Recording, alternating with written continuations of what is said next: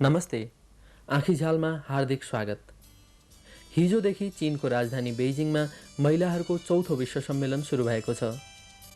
समानता, विकास र शान्तिको लक्ष्य राखेर सन् 1975मा केन्याको राजधानी नैरोबीमा सुरु गरिएको यो अभियान आज 20 वर्षको भइसकेको छ।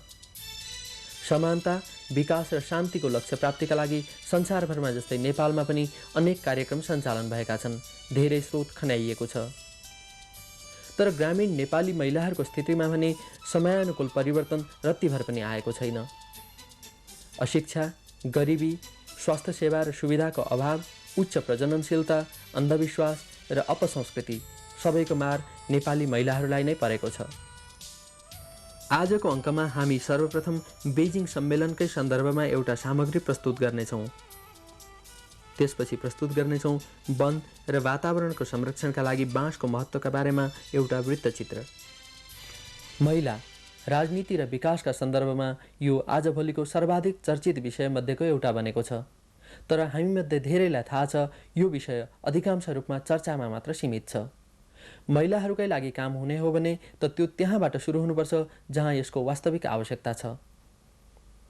नेपाली प्रतिनिधिमण्डलको नेतृत्व गरेर बेइजिङ गएका महिलाहरूले त्यहाँ आफूभन्दा नितान्त फरक स्थितिमा बाँचेका महिलाहरूका बारेमा के आवाज उठाउँछन् त?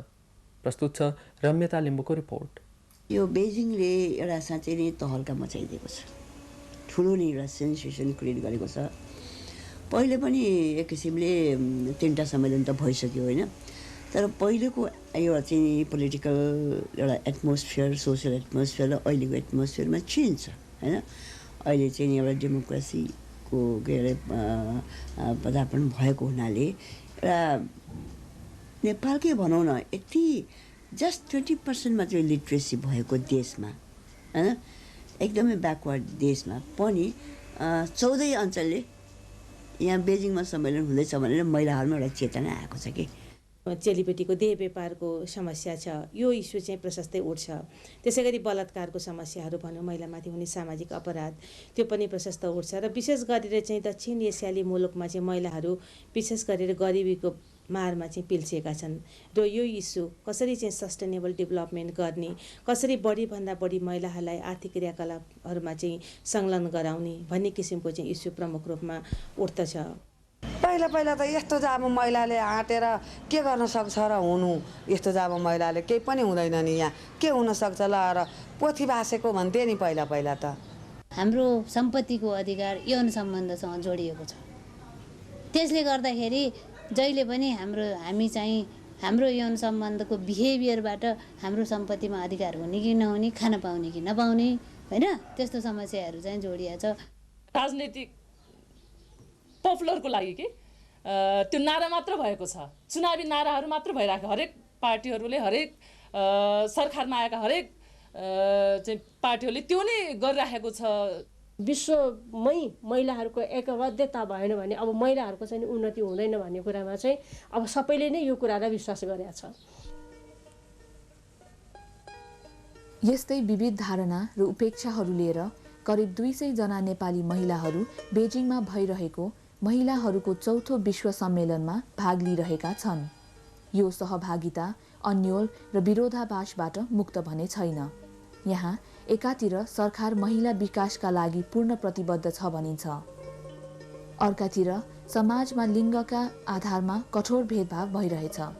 महिलाहरू आर्थिक सामाजिक क्षेत्रमा निरन्तर ठगिरहेका छन्। बेइजिङमा नेपाली प्रतिनिधिमण्डलले नेपाली महिलाको यही दुःखद यथार्थ प्रस्तुत गर्नेछ। हाम्रो common thing is the poverty eradication is the main thing. 7वटा देशले पहिले त्यसैमा ध्यान दिनुपर्छ। अब पवर्टी भन्ने बित्तिकै फेरि त्यसलाई चाहिँ क्याटेगोराइज गरेर हामीले एकातिर लग्यौँ भने, अलिकति डिस्कस गऱ्यौँ भने women in education, women in health, women in empowerment, women in politics, domestic के भायोलेन्स, यो सबै कुराहरू आज यो 7वटा सार्क रिजनको चाहिँ एउटा कमन कुराहरू देखा परेको छ। त्यस्तै Nepal along with the SAARC region होइन, यो कुराहरूमा चाहिँ फोकस हालिन्छ। परिस्थिति जटिल छ। संसारभरमा पुरुषको भन्दा महिलाको औसत आयु कम भएका 3वटा मुलुकमध्ये नेपाल पनि एउटा हो। नेपाली पुरुषको झन्डै 56 वर्षको औसत आयुका तुलनामा नेपाली महिलाको औसत आयु 54.5 वर्ष मात्र छ। यसका कारण हुन् प्राथमिक स्वास्थ्य सुविधाको अभाव, शिक्षाको अभाव, उच्च प्रजनन दर तथा कठोर परिश्रम। मुलुकको अर्थतन्त्रका लागि महिलाहरू ज्यादै महत्त्वपूर्ण जनशक्ति हुन्, तर उत्पादनशील स्रोतहरूमाथिको उनीहरूको अधिकार ज्यादै सीमित छ। अर्कातिर महिलाहरूको श्रमको पनि समुचित मूल्याङ्कन भएको छैन। अधिकांश अवस्थामा महिलाले नै खेतीपाती धानेका हुन्छन् र त्यसैबाट घर चलेको हुन्छ, तर पनि प्रत्यक्ष रूपमा पैसा नकमिने भएकाले त्यसलाई उत्पादक कामका रूपमा गणना गरिँदैन। सहभागिता मात्रै बढाएर महिलाहरूमाथि काम मात्रै बढी थोपरेर महिलाहरूको कल्याण हुन्छ भन्ने ग्यारेन्टी होइन। तर महिलाहरूको कल्याण गर्नलाई त्यो सहभागिताबाट, त्यो कामबाट उपज भएको आयमाबाट उनीहरूले के कस्तो चाहिँ उपलब्धि पाउँछन्, त्यसको नियन्त्रणमा, त्यसको वितरणमा उनीहरूको कति अधिकार हुन्छ, त्यसमा भर पर्छ। त्यस हुनाले अब अहिले बेजिङमा उठेको मुद्दामा आर्थिक इम्पावरमेन्ट मतलब र राजनैतिक स्तरमा विभिन्न निर्णयात्मक स्थानहरूमा महिलाहरूको सहभागिता नभइकन समाजमा संरचनात्मक परिवर्तन आउने परिवर्तनहरू गरिँदो रहन्छ भन्ने कुरा पनि देखिएको छ। त्यस हुनाले अर्को कुरा के उठेको छ भनेदेखि राजनैतिक निर्णयात्मक स्थानहरूमा महिलाहरूको सहभागिता हुनुपर्छ भन्ने मुख्य। तेस्रो कुरा के पनि देखिएको छ भनेदेखि अहिलेसम्म महिलाहरूको विकास चाहिँ वुमेन इन डेभलपमेन्ट भनेर महिला र विकासमा बढी चाहिँ जोडहरू दिइराखेको थियो। हो महिला र विकास, तर साथसाथै के भने अब सेड भनेर जुन हामीले चाहिँ भनिरहेछौँ भन्दाखेरि महिलाहरूको अधिकार चाहिँ मानव अधिकार हो। खालि विकासको दृष्टिबाट महिलाहरूलाई उपयोग गर्ने मात्रै, जनश्रमको उपयोग गर्ने दृष्टिबाट महिलाहरूलाई चाहिँ सहभागी बनाएर हुँदैन। महिलाहरूको मानव अधिकारको रूपमा महिलाहरूलाई मानव अधिकार उपलब्ध गराउनको लागि महिलाहरूको सशक्तिकरण हुनुपर्छ भन्ने आवाज उठेको छ। गरिबी निवारण अभियानको केन्द्रबिन्दुमा महिला नै हुनुपर्छ भन्ने कुरा सरकारी तहमा अनुभव गरिए तापनि यसको कार्यान्वयन सजिलो छैन। नेपालको सामाजिक सांस्कृतिक संरचनामा नै आधारभूत परिवर्तन नआए यो कुरा प्राप्त हुन सक्दैन। नेपाली गैर सरकारी संस्थाहरूले यो कुरा अनुभव त गरेका छन्, तर के उनीहरू बेजिङमा यी कुरा उठाउन सक्लान् त? यो विश्व सम्मेलन भन्ने कुरा चाहिँ एउटा गभर्मेन्टको मात्रै होइन, सम्पूर्ण चाहिँ अब गैर सरकारी संस्था लगायत चाहिँ सबैले सहभागिता हुने हुनाले चाहिँ सबैको बिचमा राम्रो कोअर्डिनेसन भयो भने राम्रो हुन्थ्यो। र जहाँसम्म कोअर्डिनेसनको कुरा छ मलाई लाग्छ त्यति राम्रो किसिमको कोअर्डिनेसन भयो जस्तो लाग्दैन, किनभने जस्तो युएन प्रिपरेटरी कमिटीको जुन मिटिङ भएको थियो युएनमा, त्यतिखेर चाहिँ कतिवटा कुरामा कन्सेन्सस भएको छैन। जस्तो 35% कुराहरू ब्र्याकेटमा छ भन्दाखेरि चाहिँ हरेक कन्ट्रीको चाहिँ सरकार जसले चाहिँ भाग लिएर आयो उहाँले र एनजिओहरूले बसेर चाहिँ त्यो ब्र्याकेटको कुराहरूमा चाहिँ सहमति आउनु पर्दथ्यो। त्यो कुरा चाहिँ मैले चाहिँ प्रिपरेटरी कमिटीको मेम्बरको नाताले पनि धेरै त्यहाँ उठाएको पनि थिएँ र मलाई के लाग्दछ भने त्यो ब्र्याकेटको कुरामा चाहिँ खास छलफलहरू पनि भएको छैन र जो चाहिँ एकदमै आवश्यक छ। जस्तो भनौँ न रिप्रोडक्टिभ राइटको कुरा काइरो कन्फरेन्स भयो, काइरोमा चाहिँ स्वास्थ्य मान्छेहरूले रिप्रोडक्टिभ राइटहरू पाउनुपर्छ भन्ने कुरा चाहिँ पास भएको छ काइरो कन्फरेन्सबाट। अब यता आएर चाहिँ युएन कन्फरेन्समा यो जुन प्रिपरेटरी कमिटीको जुन बैठक भएको थियो न्युयोर्कमा, त्यतिखेर त्यो कुरालाई ब्र्याकेटमा राखिएको छ र कति कुराहरू जस्तो जेन्डर भन्ने शब्द पनि ब्र्याकेटमा राखिराखेको थियो। अब एबोर्सनको कुराहरू भयो, त्यसै गरी महिलाहरूको ह्युमन राइटको कुराहरू, जस्तो भनौँ 93 मा जुन बेला भियना कन्फरेन्स भयो त्यतिखेर चाहिँ महिला अधिकार मानव अधिकार भनेर भनेको थियो। त्यो कुरा सर्वसम्मतबाट पास भएको थियो। अब त्यस्तो कुराहरू पनि ब्र्याकेटमा छ र डेलिगेसन जानुभन्दा अगाडि चाहिँ यस्तो यस्तो कुराहरूमा चाहिँ हाम्रो बिचमा चाहिँ प्रष्ट रूपमा चाहिँ एउटा चाहिँ समन्वय भएर चाहिँ यस विषयमा चाहिँ नेपालको धारणा के, एनजिओको धारणा के, गभर्मेन्टको चाहिँ बिचमा चाहिँ छलफल गरेर चाहिँ एउटा चाहिँ सहमतिमा हामीहरू पुग्नु पर्थ्यो। त्यो खास चाहिँ प्रयास भए जस्तो मलाई लाग्दैन। हुन त केही महिलाहरू चाहिँ जस्तो गभर्मेन्ट डेलिगेसनमा हुनुहुन्छ र हामी आशा गरौँ न्यू जस्तो बेजिङको कन्फरेन्समा जहाँ चाहिँ छलफल हुन्छ त्यतिखेर चाहिँ समन्वय आउन सक्ला। तर अहिलेसम्म भनौँ यहाँदेखि नै होमवर्क गरेर जस्तो जानु पर्थ्यो, त्यस किसिमको खास प्रयास भए जस्तो चाहिँ मलाई लाग्दैन।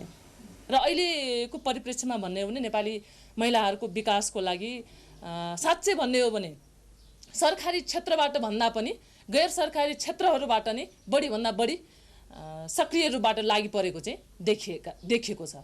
सरकारी क्षेत्रबाट केही रुल एन्ड रेगुलेसनहरू फर्मुलेट गर्छ, तर वास्तविक रूपबाट त्यो व्यवहारमा लागू भएको छैन। बेजिङ सम्मेलन अघि क्षेत्रीय तहमा कैयन बैठकहरू भइसकेका छन्। नेपालमा पनि गैर सरकारी संस्थाहरूले कैयन गोष्ठी र कार्यशालाहरू आयोजना गरिसकेका छन्। यस्ता बैठकहरूमा के नेपाली महिलाहरू सन् 1975मा नाइरोबीमा संयुक्त राष्ट्र सङ्घले निर्धारण गरेको समानता, विकास र शान्तिको लक्ष्य प्राप्त गर्ने स्थितिमा छन् त भनेर प्रश्न उठ्न अस्वाभाविक होइन। यस प्रश्नको उत्तर पनि त्यति सजिलो छैन, किनभने सहरी शिक्षित र सुविधा सम्पन्न नेपाली महिला र आम नेपाली महिलाको स्थिति र जीवनशैली बीच आकाश जमिनको अन्तर छ। सरकारहरू त अहिले हेर्दैन हामीलाई त महिलाहरू भन्छ र नदेखिया हो कि यहाँ आउँदा बोल्दैन, उहाँ गयो अब रेडियोमा र टिभीमा प्रचण्ड प्रचार गर्छन् सरकारहरू। महिला आउँदाखेरि हेर्दैन सरकारले, कतिखेर नि पाहाडको चाहिँ हेर्दैन, कहीँ काठमाडौँकै मात्र हेर्छ। पाहाडको महिलालाई हेर्दै अब हाम्रो कस्तो काम हुन्थ्यो होला, त्यत्रो दिदीबहिनीहरूको बिहाल भएको छ। हाम्रो सरकारले हेरेको छैन, हामीलाई राज्यले हेला गरेको छ पाहाडको दिदीबहिनीहरूलाई चाहिँ। त्यो ग्याप छ, त्यो ग्याप पुरुष र त्यो ग्याप पुरुष ग्रामीण र पुरुष सहरीमा पनि छ। अनि त्यो चाहिँ पुरुष सहरीहरूले चाहिँ हामीले जम्मै पुरुष ग्रामीणको मुद्दा बोकेका छौँ भनेर हिँड्नु हुने। हामीले चाहिँ त्यही ग्रामीण महिलाहरूको चाहिँ मुद्दा उठाउँदाखेरि हाम्रो सहरको मात्रै समस्या ठहरिने भन्नुहोस् त। किनभने घर घरमा चाहिँ तपाईँको अहिले सम्पत्तिकै समस्या थियो, हामीले चाहिँ सम्पत्ति भएकोहरूको समस्या भनेर भन्छौँ है, त्यो होइन। किनभने चाहिँ तपाईँको घर घरमा तपाईँको ग्रामीणमा जानुहोस्, बिहा गरेर ल्याएपछि यदि विधवा भएकी बुहारी छ, कोही छैन भनेदेखि त्यसलाई चाहिँ अर्को लगाउने मान्छे देखाएर निकालिदिने, घरको सम्पत्ति नदिने, कुटेर निकालिदिने, मतलब चाहिँ उसको चाहिँ एडल्ट्रीको उसलाई चाहिँ तपाईँको बात लगाइदिने र अनि सम्पत्तिबाट विचलित गराइदिने। त्यो समस्या उनीहरूको हो, हाम्रो त होइन त्यो समस्या त। हामी त लडेर पनि आफ्नो अधिकार लिन सक्छौँ होइन।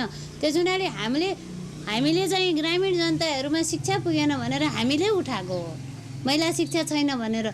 त्यो समस्या चाहिँ पनि ग्रामीण जनताको हो, हाम्रो त होइन त्यो समस्या। ग्रामीण जनताहरूले पानी खान पाएनन्, पानी लिन 4 घन्टा हिँड्नुपर्छ महिलाले भनेर उठाएको समस्या हामीले उठाएको समस्या, हामीले अध्ययन गरेर उठाएको समस्या, पुरुषहरूले यहाँ आएर बनेर उठाएको समस्या त होइन त्यो त। सन् 1979मा संयुक्त राष्ट्र सङ्घले CEDAW convention on the elimination of all forms of discrimination against women महिला विरुद्धका सम्पूर्ण भेदभावहरूको अन्त्य गर्नुपर्ने विषयमा महासन्धि जारी गर्यो। नेपालले सन् 1991मा यसमा हस्ताक्षर गर्यो र सम्पूर्ण भेदभावपूर्ण ऐन कानुनमा सुधार गर्ने उद्देश्यले महत्त्वपूर्ण संरचनात्मक परिवर्तनका लागि प्रतिबद्धता व्यक्त गर्यो। यो सिडोको जुन रिपोर्ट पठाएको थियो, त्यो सिडोको रिपोर्टसँग चाहिँ नि गभर्मेन्टको रिपोर्ट मिल्नुपर्छ भनेर हामीले माग गरिराखेको हो। र अहिले यिनीहरूले फेरि यसलाई चाहिँ नि रिनोभेट गरेको छ। रिनोभेट गरेको चाहिँ यो रिपोर्ट चाहिँ नि हेर्न पाएको छैन मैले, तर पहिला पनि नपरेको चाहिँ होइन, तर त्यसमा कमिटमेन्ट चाहिँ थिएन।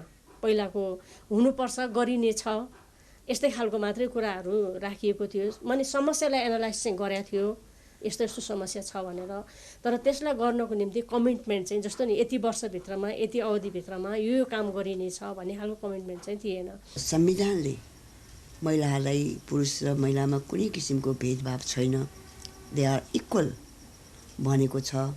इक्वल मात्रै होइन, अझ विशेष एउटा चाहिँ ऐन बनाएर महिलाहरूको फुल्ली प्रोटेक्सन हुन सक्ने त्यस्तो प्रावधान छ भन्ने चाहिँ नि यो संविधानले ग्यारेन्टी दिएको छ। तर त्यसो हुँदै पनि हाम्रो मुल्की ऐन जुन छ पुरानै छ, त्यसमा धेरै चेन्जेसहरू ल्याउनु पर्नेछ। संविधान एकातिर एउटा कुरा गर्छ भने मुल्की ऐन मोस्ट ट्रेडिसनल छ। त्यसकारण सामाजिक रूपले, आर्थिक रूपले, राजनीतिक रूपले हरेक दृष्टिकोणले नेपाली महिलाहरू अझै पनि पछाडि छन्। अहिलेलाई हामीले आशा गर्न सक्ने मुख्य कुरा हो महिला विरुद्धका भेदभावहरूको अन्त्यको अभियानलाई सरकारी गैर सरकारी चासो र सहयोग प्राप्त हुनेछ। ग्रामीण हुन् वा सहरी, सबै नेपाली महिलाले सबै क्षेत्रमा समान अवसर पाउनेछन्। बेजिङ सम्मेलन देश हेर्ने र मुख फेर्ने अवसर वा कुम्भ मेलामा मात्र सीमित रहने छैन। त्यसैले यी दुर्भाग्यपूर्ण तथ्याङ्कहरूमा पनि केही सकारात्मक परिवर्तन ल्याउनेछ। मैले बेजिङ भन्नाले कस्तो बुझाएको छु, पहिले बेजिङ भन्नाले चीनको राजधानी भने बुझाएको छु होइन त। त्यहाँबाट विश्व महिला सम्मेलन हुँदाखेरि त विश्वका महिला जम्मा हुने ठाउँमा केही न केही कुरा त हामीहरूले पनि बुझ्छौँ होला। नबुझी हाम्रा नेपाली दिदीबहिनीहरू धेरै छन् बुझ्ने, हामीलाई बुझाउँछु भनिराख्नु भएको छ उहाँहरूले। त्यस कारणले केही हामीलाई बुझाउनुहुन्छ होला र हामी बुझ्छौँ भनेर जान आँट्या बेजिङ हामी चाहिँ विश्व महिला सम्मेलन भनेर। हेर्न पनि डुल्नु पनि पर्यो नि, शनिबार यसरी पनि भएन भनेर जान आँटेको।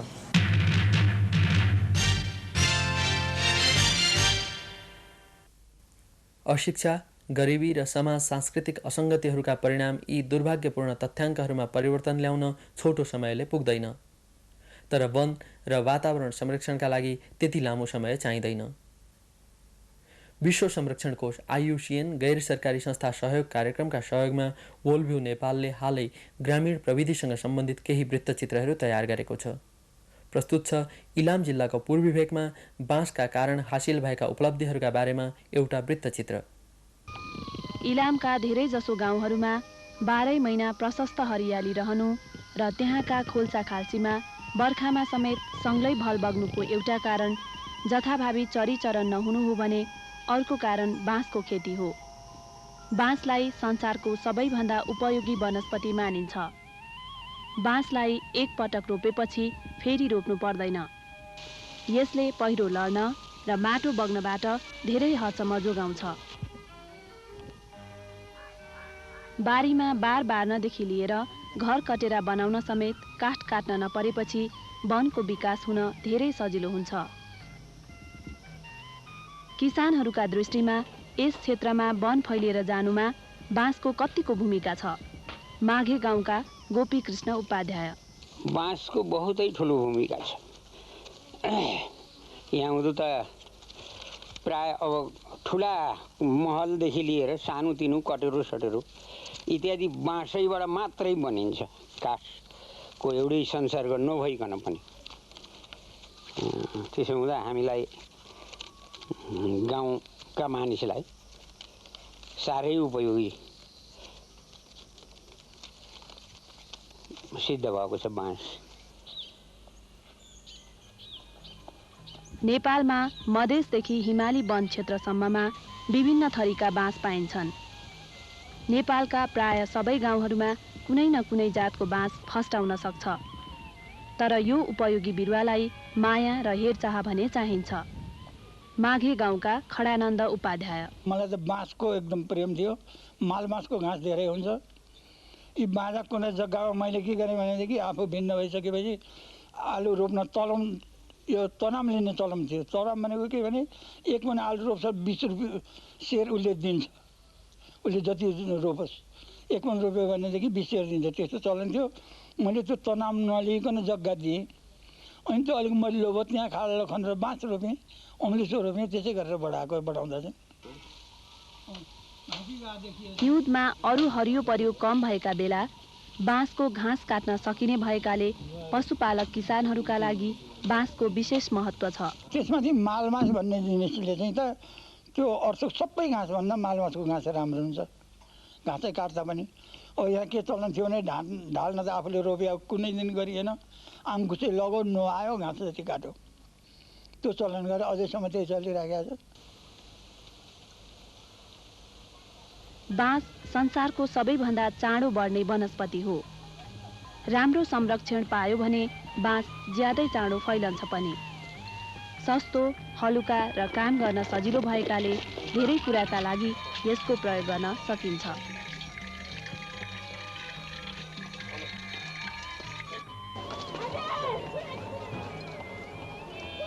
आकस्मिक अवस्थामा एकैपटक धेरै घरटहराहरू तयार गर्नुपर्दा बाँस सबभन्दा छिटो, सजिलो र सस्तो निर्माण सामग्रीका रूपमा प्रयोग हुन सक्छ।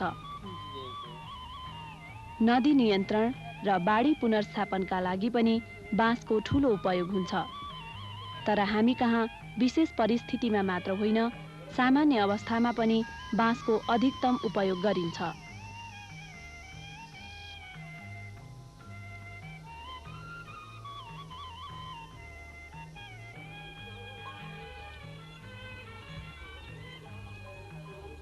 लेकमा मालिङ्गो मात्र पाइने ठाउँमा होस् वा मधेसमा साह्रै राम्रा काठ पाइने ठाउँमा होस्, बाँसबाट थरीथरीका घर बनाइन्छ।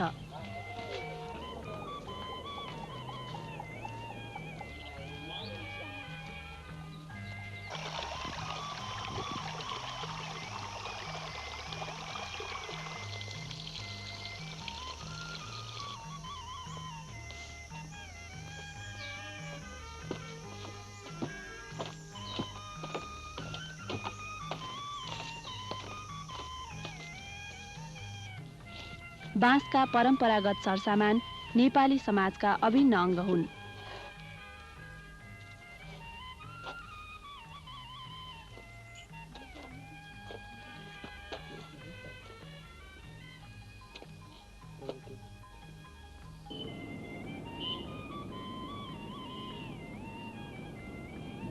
बाँसबाट बनाइने सयौं सरसामानले आधुनिक बजारमा पनि राम्रो ठाउँ लिएका छन्।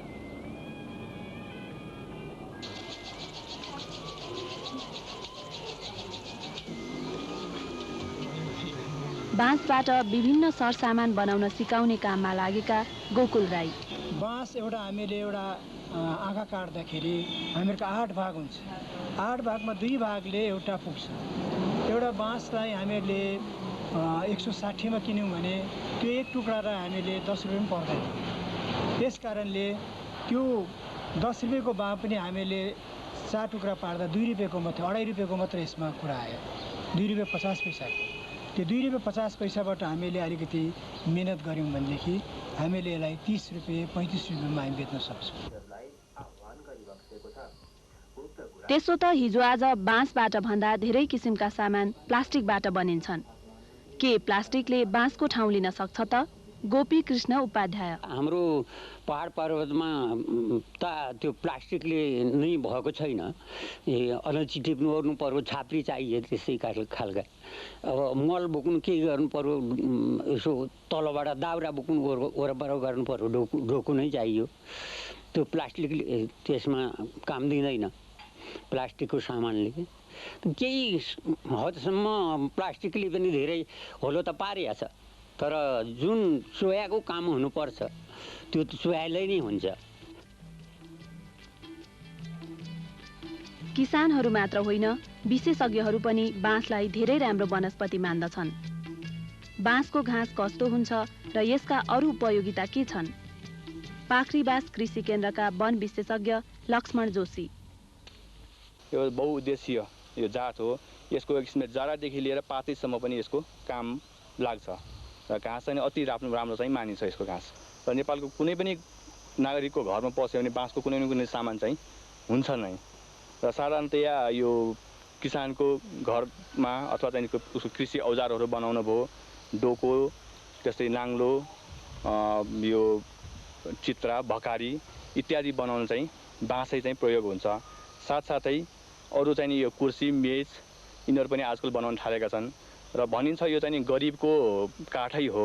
जहाँसम्म बाँसको प्रयोग गर्न सजिलो, प्रसारण गर्न सजिलो र चाहिँ समय पनि कम अवधिमा उत्पादन हुने हुनाले बाँस भएसम्म मान्छेले सायद काठमा चाहिँ नि भर पर्न नपर्ने हुन्छ कि। फेरि गोकुल राई। काठ त महँगो पनि भइसक्यो र अब हामीले चाहिँ बाँसमै नै हामीले जानुपर्छ। बाँसबाट हामीलाई गयौँ भनेदेखि बाँसबाट हामीले सबै कुरो बनाउन सकिन्छ। त्यसबाट फर्निचर पनि हामीहरू बनाउन सक्छौँ, डेकोरेटिभको सामान बनाउन सक्छौँ, लग्जरियसमा पनि जान सक्छौँ, साना निम्न स्तरमा पनि जान सक्छौँ, मध्यम वर्गलाई पनि हामीले काम गर्ने सामानहरू यता तयार गर्न सक्छौँ।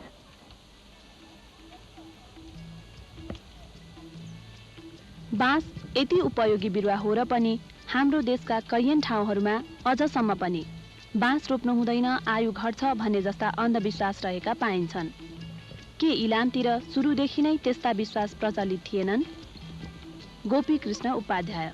अघि यो प्रथा थियो, बाँस जसुकैले रोप्नु हुँदैन, त्यो बाँसको रोप्दा हुँदै छाया पर्यो भने त्यो मान्छे छिटै मर्छ इत्यादि यस्ता रूढी बुढी त्यस्ता पनि थिए। तर पछि त्यसको विचार गर्दै लाँदा मैले पनि रोप्दै लगेर त्यो केही होइन रहेछ भन्ने विचार गरेर केरा, बाँस इत्यादि अब खरलाई पनि रोप्नु हुँदैन, जोसुकैले उमेरदारले रोप्नु हुँदैन भन्ने चलन थियो।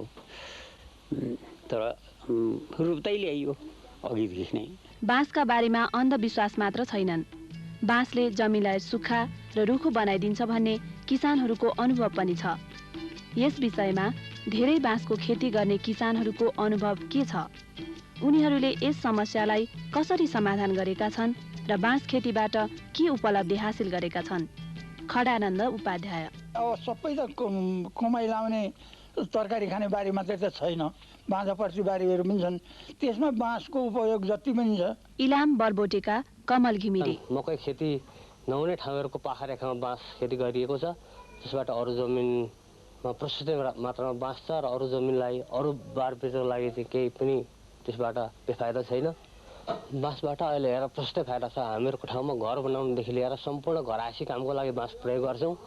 त्यति मात्रै नभएर बाहिरतिर बाँस बिकिरहेछ र गत वर्ष मैले करिब 2000 घना बाँस 32,000 मूल्यमा बेचेँ र अहिले पनि 1-2 हजार घना बाँस बेचिरहेको छु, जसको मूल्य पर घना 100 रुपियाँ छ।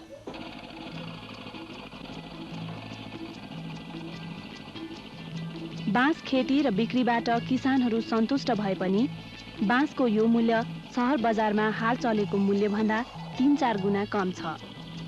यहाँ बाँसको उत्पादन बढी र सहरी क्षेत्रमा बाँसको माग बढी भएका कारणले नै 600 किलोमिटर टाढा पुर्याउँदा पनि राम्रै फाइदा हुन्छ। माघेका देववीर राई। म अहिले इलाम जिल्लाबाट अलिअलि बाँस हप्ताको एक ट्रिप बाँस लगेर काठमाडौँतिर बिक्री गर्छु। यो बाँसमा एक ट्रक हप्तामा एक ट्रक लाने गरेको छ। यो एक ट्रकमा यसमा लगभग 5500 देखि 6000 रुपियाँ फाइदा हुन्छ।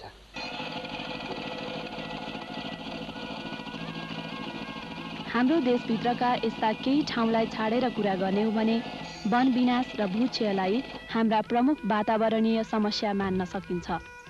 बाँसले वन जङ्गल र माटो दुवै कुरालाई जोगाउन धेरै मद्दत गर्छ।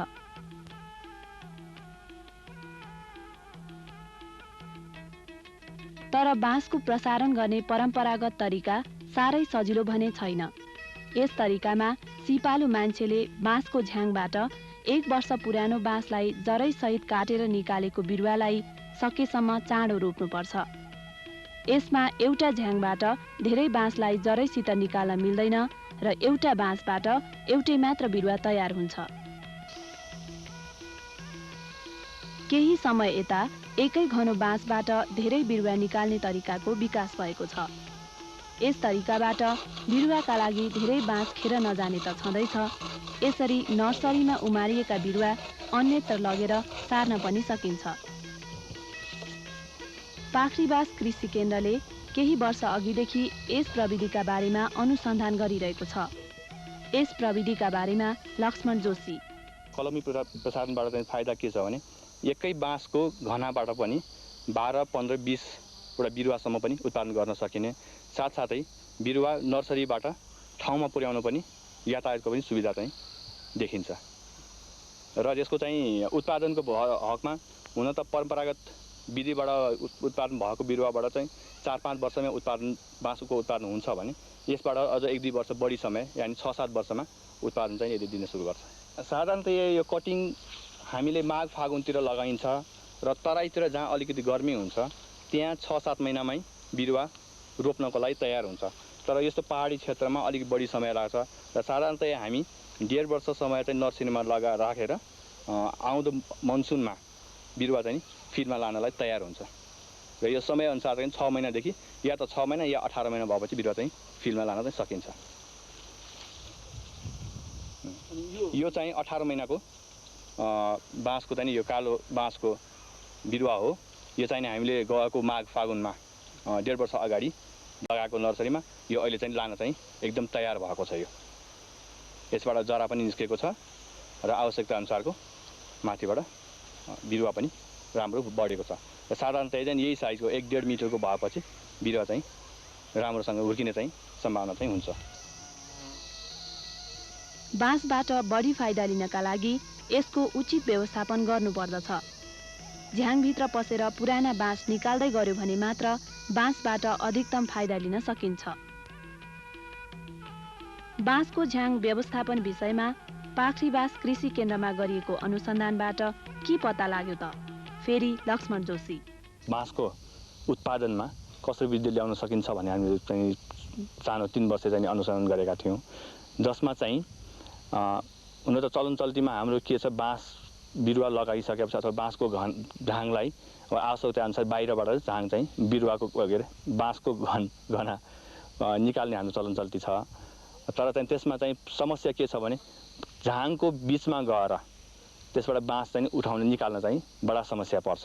एकदम झाँगिएर भित्र पस्नै नहुने हुन्छ र त्यसलाई हामीले चाहिँ बिचमा झाङको बिचमा चाहिँ नि 130 सेन्टिमिटर फराकिलो एउटा बाटो निकालेर डायगोनलमा बाटो निकालेर पनि हामीले हेऱ्यौँ र अर्को एउटा चाहिँ नि यो वैज्ञानिक तरिका चाहिँ हर्स सु मेथड भन्छ। यो चाहिँ नि घोडाको नालको तरिका खाली राखेर त्यो पनि हेऱ्यौँ र त्यो अनुसन्धानमा चाहिँ खास उत्पादनमा वृद्धि नभए तापनि र झाङको भित्रसम्म पस्ने बाटो भइदिएको हुनाले व्यवस्था गर्नमा बडा सजिलो अनुभव भएको छ र साथसाथै त्यसले गर्दाखेरि यो रोग किरामा पनि अलिकति कमी हुन्छ भन्ने चाहिँ हामीले विश्वास लिएका छौँ यो नयाँ पद्धतिबाट व्यवस्थापन गर्दाखेरि। बाँसको प्रसारण र व्यवस्थापनका विषयमा भएका यस किसिमका अनुसन्धानबाट बाँस खेतीलाई फैलाउन र बढी उत्पादक बनाउन मद्दत पुग्ने निश्चित छ। धेरै बाँस खेती गर्ने किसानहरूका अनुभवमा पशुपालन, वन संरक्षण, भू संरक्षण तथा आय आर्जनका लागि बाँसको ठूलो उपयोगिता छ। बाँस खेतीको विस्तारबाट नेपालका सबैजसो गाउँहरूमा हरियाली र आम्दानी बढाउन सकिन्छ भन्ने कुरा प्रमाणित भइसकेको छ। यसका साथै आजको आँखीझ्याल यतिमै सकिन्छ। 15 दिनपछि फेरि आउनेछौँ। तबसम्मका लागि बिदा चाहन्छौँ। शुभरात्रि।